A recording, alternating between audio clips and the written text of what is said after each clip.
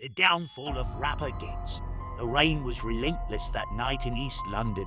It fell in sheets, hammering against the streets and rooftops, washing the city in a sheen of reflected neon.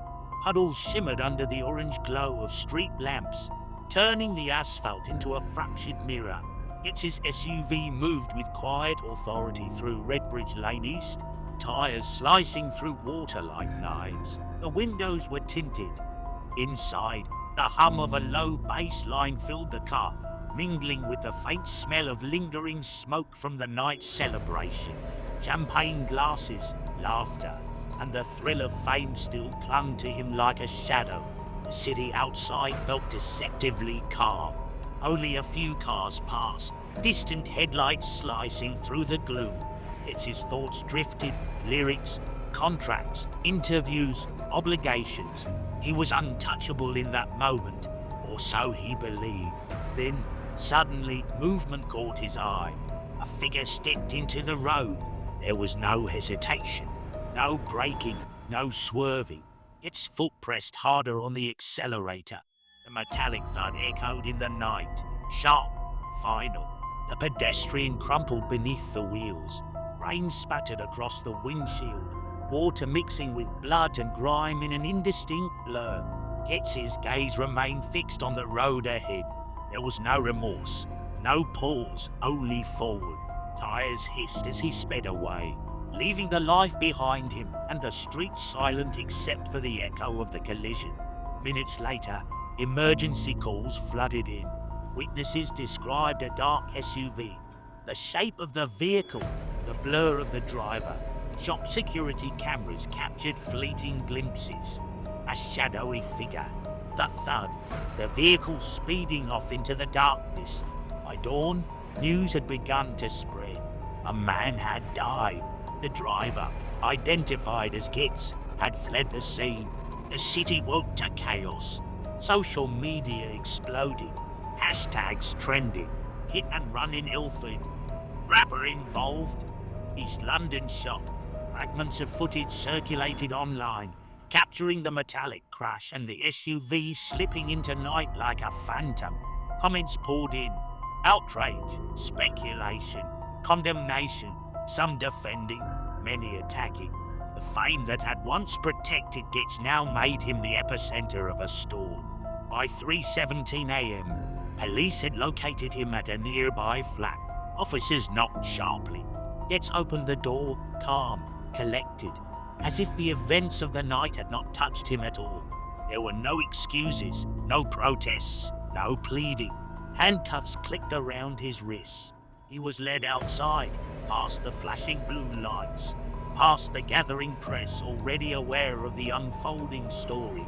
The reality was inescapable. The law had arrived. The ride to the station was silent. The only sound was the hum of the engine, the tires slicing through the wet streets, and the faint pings of notifications from phones left behind in the flat. Ghetts looked out the window at the rain, expression unreadable. Flashes of streetlights glimmered across the glass, a staccato rhythm reflecting the chaos left in his wake. He remained still, calculating, detached, aware only that he had crossed a line from which there was no return. At the station, the booking process was methodical. Fingerprints, mugshots, forms to sign. Officers asked questions, details about the night, the drive, the vehicle. Ghetts responded in clipped, neutral tones, his words precise, revealing nothing beyond the facts. Surveillance cameras recorded every movement. Outside, the media reported live. Rapper arrested after fatal hit and run. East London pedestrian killed. Ghetts faces serious charges. The world was watching, and every word, every motion would be scrutinized. Time crawled. In the holding cell, Ghetts sat alone, the hum of fluorescent lights blending with the faint sounds of distant footsteps and doors slamming. Rain tapped against the high windows. His mind, uncaring about guilt, calculated outcomes, potential bail, and media narratives. He did not flinch. He did not cry.